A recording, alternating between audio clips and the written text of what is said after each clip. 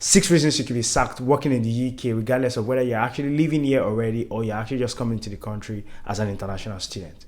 Let's get into the video. And that leads me to the first one, which is discrimination. I mean, this one is a very controversial topic, but it's just something we really have to highlight. And when I'm talking about discrimination, I'm basically highlighting people's sexuality and also talking mainly on who people choose to fall in love with. Being a person of color, of course, I'm actually someone who also understands the importance of equality with respect to, racism. A lot of people are always going to have issues with respect to this one. But do you know the funny thing about this one? A lot of people of color want equality with respect to racism, but they always tend to question who people fall in love with or people's sexuality. For example, if someone chooses to be gay, I mean, that's actually not your business. Do you get what I'm saying? So it is what it is, and you have no right to determine who someone chooses to fall in love with. So just do your own thing. Because you choose to be straight, that actually is your own problem. And I've seen a few people taking this into work, trying to question someone's sexuality or actually even question the fact that someone is gay, and guess who was fired? The person that chose to be too smart, and that's it. So my advice is stay away from things like this, and of course just respect what you expect to do at work. That leads me to the next one, which is religious belief. I mean, this one is also very interesting. Coming from Africa, I mean, especially in Nigeria, we are actually very religious. It's either you're actually Muslim, Christian, or you're a traditionalist. And I actually appreciate the fact that, some people are Christian, some people are Muslims, etc. I actually choose to be Christian, and actually that's my own problem. Do you get what I'm saying? And some people, you also have to respect the fact that some people believe there is no God. Do you get? I've seen a few people going to work, trying to do, evangelism. I mean, are you serious? Like, trying to do evangelism at work. Orientai?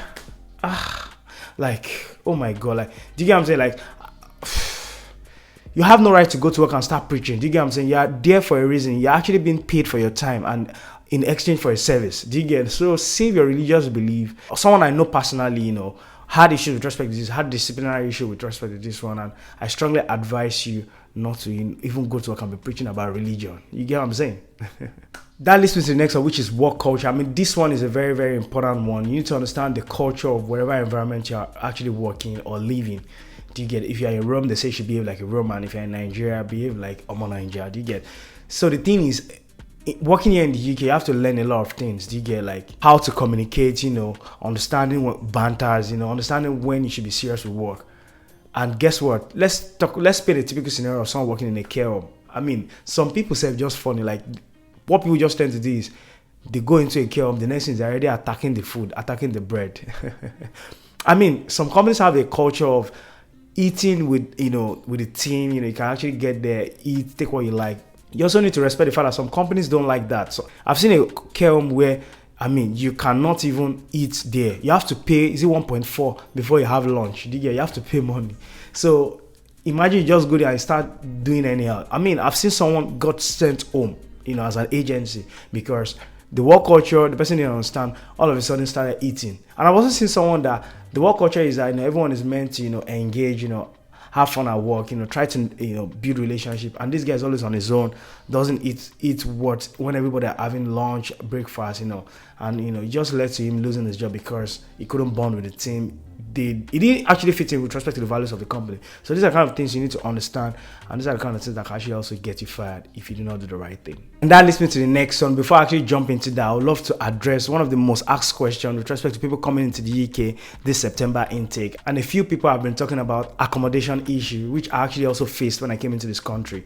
And guess what? With the cost of living crisis, this is a massive issue. And I've actually taken the sole responsibility of providing a solution to this issue. And I've been able to partner with Amber Students, which is actually a reputable organization that provides accommodation majorly for students, regardless of wherever you are in the UK. Guess what? It's not just actually only in the UK.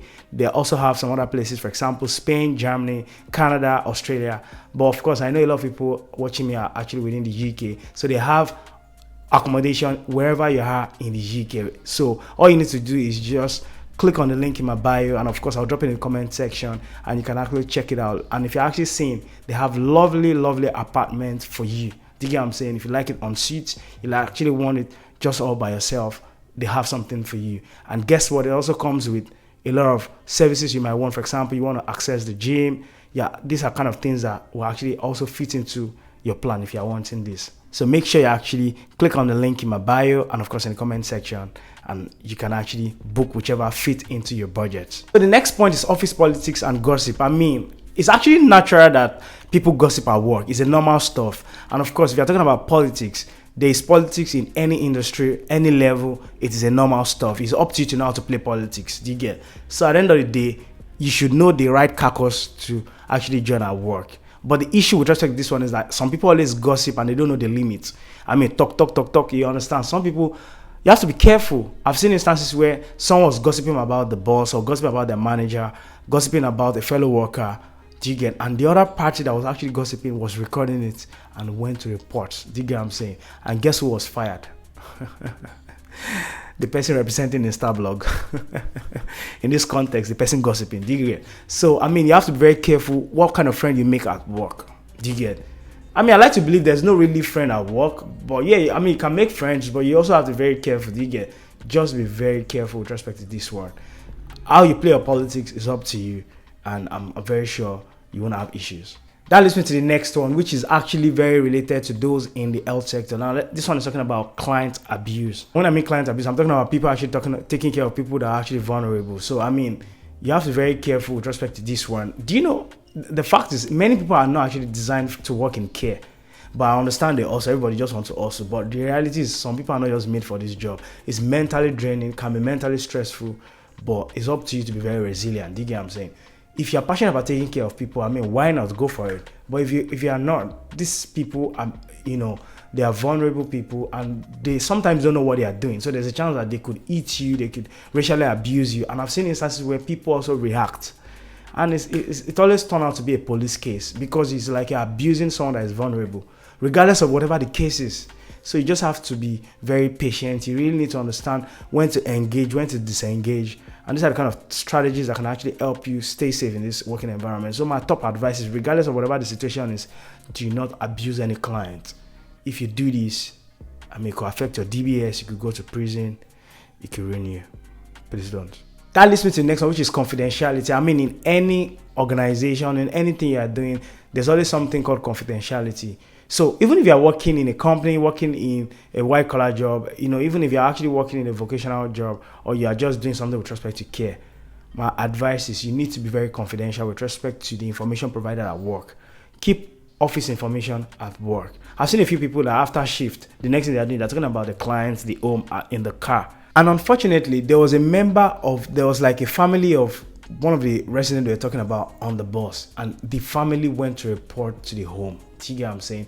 And those people were sacked. I've seen another instance where this were discussing about a particular resident, and someone on the bus was listening, and the person heard that the resident had money in a safe inside of a room.